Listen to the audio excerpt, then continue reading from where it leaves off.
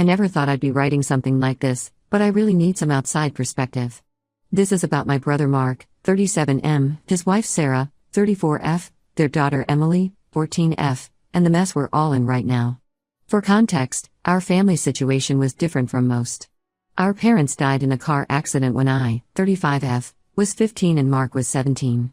We went to live with our Uncle Tom, 55M now, who was our dad's younger brother. Growing up, Mark was always the charismatic one. He could make friends instantly and was super popular in school. I was more of an introvert who preferred books and studying. Despite our different personalities, we were close because we only had each other after losing our parents. Uncle Tom was amazing. He never made us feel like a burden and treated us both equally. He worked extra hours to make sure we could stay in our old school and keep some normalcy in our lives. I worked really hard in school and got a scholarship to study finance. After graduating, I landed a good job at an investment firm and worked my way up. Mark went into sales because he was great with people. He met Sarah in college, and they got married right after graduation. Emily was born a year later, and I instantly fell in love with being an aunt.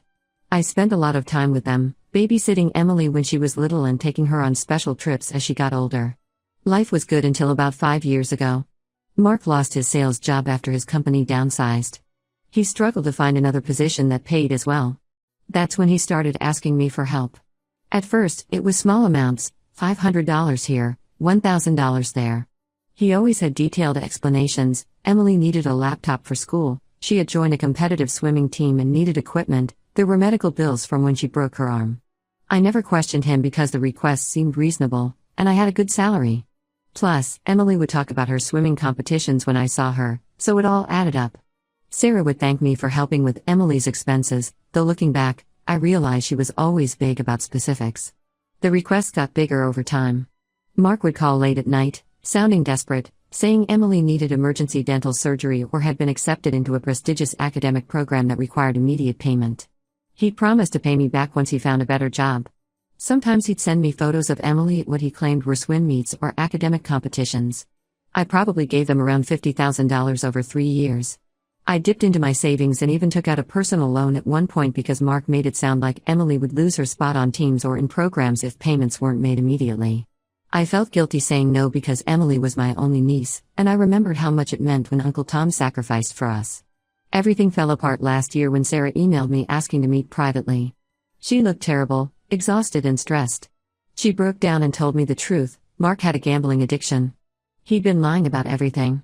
There were no swimming competitions, no academic programs, no medical bills. The photos he sent were from old school events. He'd been using my money to gamble, convinced he could win big and pay everyone back.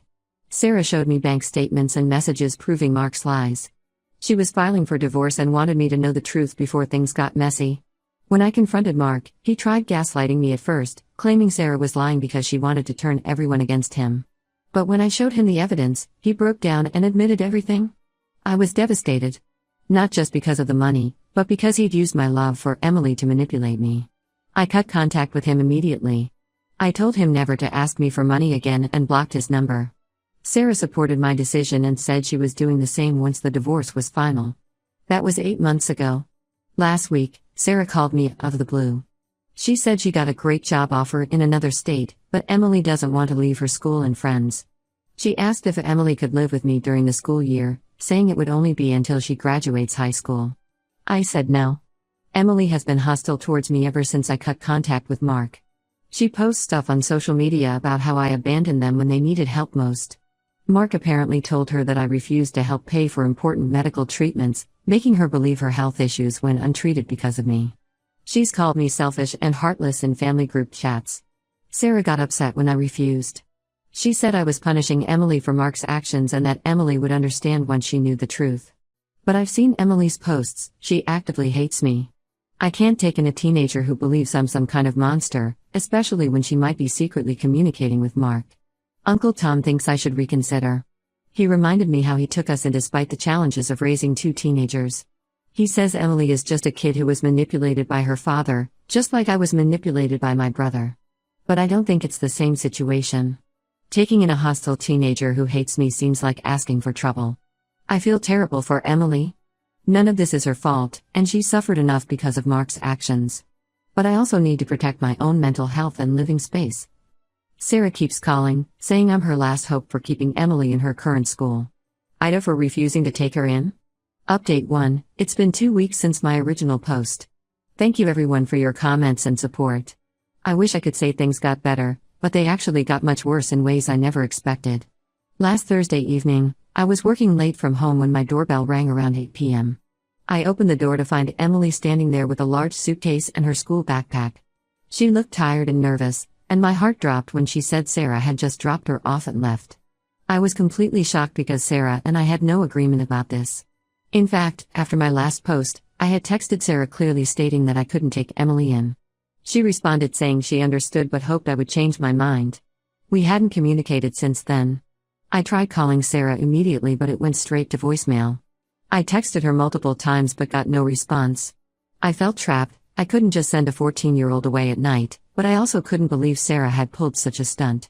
I called Uncle Tom, who said he'd come over right away to help figure things out. While waiting for Uncle Tom, I got Emily settled on the couch with some hot chocolate. She was quiet at first, but then she started crying. Not just regular crying, but deep, body-shaking sobs that made me realize something bigger was going on. I sat down next to her and asked what was really happening. Emily pulled out her phone and showed me weeks of messages between her and Mark. He had been telling her that if she could convince me to let her stay, he would move in too. He promised they could be a family again, saying things like once you're at Aunt's place, I'll come stay too and we can show her how good things could be. He told Emily that Sarah's new job was fake, it was just an excuse to take Emily away from him. The messages got worse. Mark had been feeding Emily all sorts of lies about Sarah. He claimed Sarah was secretly dating someone online and planned to abandon Emily with me so she could start a new life. He told Emily that Sarah had been stealing the child support he supposedly sent, he never sent any. He even convinced Emily that Sarah was planning to move to Europe, not just another state. Emily admitted she'd been helping Mark harass me online because he told her I was hoarding family money that could save their home. She showed me how Mark would tell her what to post on social media about me, promising that if she helped pressure me enough, I'd give them money to fix everything. Around this time, Uncle Tom arrived. While he talked with Emily in the living room, my phone started blowing up with messages from Mark. He must have known about Sarah dropping Emily off because he was sending rapid-fire texts about how this was our chance to heal the family. When I didn't respond, he started calling repeatedly from different numbers. Then things got really scary. Mark's gambling buddies started messaging me on every social media platform. Some messages were pleading, saying Mark was a good guy who deserved another chance. Others were threatening, saying I owed Mark money from childhood that I needed to repay by taking in Emily. A few even found my work email and LinkedIn. It took hours, but we finally got hold of Sarah around midnight. She broke down and admitted everything. There was no job offer in another state. She'd made it up because Mark had started showing up at their house again, and she was desperate to get Emily away from his influence.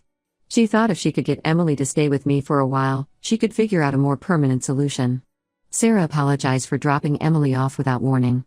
She said she knew I'd probably send Emily back home if she asked first, but she couldn't handle seeing Mark manipulate Emily anymore. Apparently, he'd started taking Emily to meet his friends, the same people who were now harassing me online. Uncle Tom, being the amazing person he is, offered a solution. He said Sarah and Emily could stay with him until they figure out their next steps. He has plenty of space since his kids are grown, and he lives in the same school district. Sarah agreed immediately. The next morning, as we were helping Sarah and Emily get settled at Uncle Tom's house, we discovered something that made everything even more serious. Emily mentioned that Mark had helped her apply for a credit card for emergencies. Sarah checked Emily's credit report and found 3 credit cards had been opened in Emily's name over the past year. The most recent one was maxed out at $5,000. Sarah is devastated. She's working with the police now on identity theft charges. She also got a temporary restraining order against Mark to protect Emily. Emily is finally starting to see how her dad manipulated her, but she's understandably confused and hurt. I'm staying at Uncle Tom's for a few days to help them get settled. Emily apologized for the things she posted about me online, but I told her it wasn't her fault. She was manipulated by an adult she should have been able to trust. Mark is still trying to contact all of us through different numbers and accounts. His gambling friends have backed off since Sarah mentioned the police involvement. Uncle Tom thinks Mark might have borrowed money from dangerous people using Emily's credit cards. I'm worried about what he might do next, but at least Emily is safe now. I'll update again if anything significant happens. Right now we're focused on supporting Emily and helping Sarah deal with the identity theft situation. The hard part is knowing this is probably just the beginning of a very messy legal battle. Update 2. It's been a month since my last update, and we've uncovered so much more than we ever expected. The identity theft situation with Emily's credit cards led to a massive investigation that revealed Mark's schemes went far beyond what any of us imagined. The police financial crimes unit contacted me 2 weeks ago. They discovered Mark hadn't just stolen Emily's identity, he had opened accounts in my name too.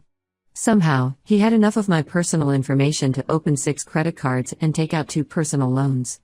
I had no idea until the detective showed me the documentation. The total fraud in my name was over $70,000. When they dug deeper, they found Mark had also stolen Uncle Tom's identity. He had used Uncle Tom's information to co-sign for a car and take out a business loan. Uncle Tom only discovered this when the bank called about missed payments. The car was never found. Mark probably sold it immediately. Emily was with us when we learned about all this fraud. She had been staying at Uncle Tom's house and slowly coming to terms with everything. But finding out about the extent of her dad's crimes really broke her. She found an old phone she had stopped using last year and decided to go through it. What she found was heartbreaking. There were hundreds of messages between Mark and his gambling friends discussing how to use Emily's social media accounts to harass me. They had actually been logging into her accounts without her knowledge. The posts I thought Emily was making about me being heartless and greedy, those weren't even from her. Mark and his friends wrote those posts to make me feel guilty and manipulate me into giving them more money. Sarah told us Mark had always been controlling about Emily's phones and social media. He insisted on knowing all her passwords for safety reasons. Now we know he was using that access to manipulate everyone. Emily was horrified to learn how her dad had used her to hurt me. The day after we discovered all this, Emily asked to talk to me privately. She showed up at my apartment with tears in her eyes and a handwritten letter. She apologized for everything, not just the social media posts she actually made, but for believing her dad's lies about me. She said she remembered all the good times we had when she was younger and wanted to know if we could try to rebuild our relationship. I agreed to start slow. We're doing lunch dates every other weekend now. Last time, she brought old photos from when she was little, and we talked about happy memories from before Mark's gambling took over. It was nice to see glimpses of my sweet niece again. Meanwhile, Mark has vanished. The police tried to bring him in for questioning, but he cleared out his apartment and disappeared. His gambling buddies aren't being loyal anymore. Several of them came forward to the police after discovering he had stolen from them too. We learned Mark owes money to some dangerous people in underground gambling circles. Sarah found text messages on Emily's old phone showing Mark had borrowed $20,000 from someone named Big Mike, using Emily's credit cards as collateral. When Sarah told the police about this, they said Big Mike was a known loan shark they'd been trying to catch. The FBI is now involved because Mark's identity theft crossed state lines. Uncle Tom has been amazing through all of this. He helped Sarah and Emily get set up in a small apartment near his house. Emily is still in her same school, and Sarah found a part-time job at a local dental office. They're struggling financially because of all the legal fees, but at least they're safe. The hardest part in all of this is seeing Emily process the truth about her father. She swings between anger at his betrayal and worry about where he is and if he's safe. The police think he might have fled the state, possibly heading west where some of his gambling contacts have connections. I'm working with a fraud investigator to clean up my credit. The banks are removing the fraudulent accounts, but it's a slow process. Uncle Tom is dealing with the same thing. The detective said we should get some restitution if they catch Mark, but no one seems very optimistic about that. Right now, we're all just trying to rebuild. Emily started making new social media accounts that only she controls. Sarah is looking for a better job. And I'm learning to trust my instincts more. That nagging feeling I had about Mark's stories all those years ago was right. Update 3, 2 months have passed since my last update. The biggest news is that Mark finally got caught. He was arrested last week trying to cross the Canadian border with fake ID documents. A Border Patrol agent recognized him from the fraud alert bulletins. The police called Sarah first since she's still legally his wife. She told me and Uncle Tom immediately. Emily was at school when we got the news, and we all agreed Sarah should tell her privately when she got home. Emily's reaction was complicated. She cried but said she felt relieved knowing he couldn't show up unexpectedly anymore. The prosecutor met with us yesterday. They found evidence that Mark was part of a larger identity theft ring operating through gambling circles. They offered him a deal, less prison time if he helps identify other people involved, especially Big Mike. Mark took the deal pretty quickly, which didn't surprise any of us. Through his lawyer, Mark tried to contact me several times. He sent messages about needing money for legal fees and claiming he could explain everything. I blocked the jail's phone number after the third call. Some cousins found out about his arrest and started messaging me saying I should help him one last time because he's family. I blocked them too. Emily and I have been making progress in rebuilding our relationship. We've had lunch together every other weekend for the past 2 months. Last week, she asked if she could start coming over to my apartment sometimes after school when Sarah works late. I agreed as long as she keeps her grades up. Sarah found a full-time position at the dental office where she was working part-time. The pay is better and includes benefits. Their apartment lease is up next month, but Uncle Tom told them they can stay with him longer if they need to. He's been teaching Emily to garden, which seems to help her cope with everything. The police recovered some money from Mark's fraud schemes. They found a storage unit in Nevada with cash and expensive items he'd bought with stolen credit cards. The detective said once everything is processed, victims should get partial restitution. They also found notebooks with details about all his scams. He kept careful records of every identity he stole and every account he opened. Yesterday, Mark's lawyer contacted us again with a message from Mark. He wanted Emily to visit him in jail. Sarah left the decision up to Emily, who thought about it overnight and decided she's not ready to see him. Her school counselor said that's perfectly normal and she shouldn't feel pressured. I've decided to stay completely away from Mark. Some extended family members think I'm being harsh, saying he needs support now more than ever. But Uncle Tom put it best. He said Mark had countless chances to make better choices, and supporting him now would just enable more bad behavior. Emily understands my decision. She told me she still loves her dad but knows she can't trust him. She's working with her school counselor to process everything. Sarah is helping her open her first legitimate bank account, teaching her about financial responsibility, the opposite of what Mark modeled. We're all slowly moving forward. The prosecutor says Mark will probably serve at least 5 years. That gives us time to heal and rebuild without worrying about his interference. Emily is talking about maybe spending some school breaks with me now, which shows how far we've come from where we started. For now, we're focusing on the good things: Emily's improving grades, Sarah's new job, Uncle Tom's garden, and the quiet peace of knowing Mark can't manipulate any of us anymore.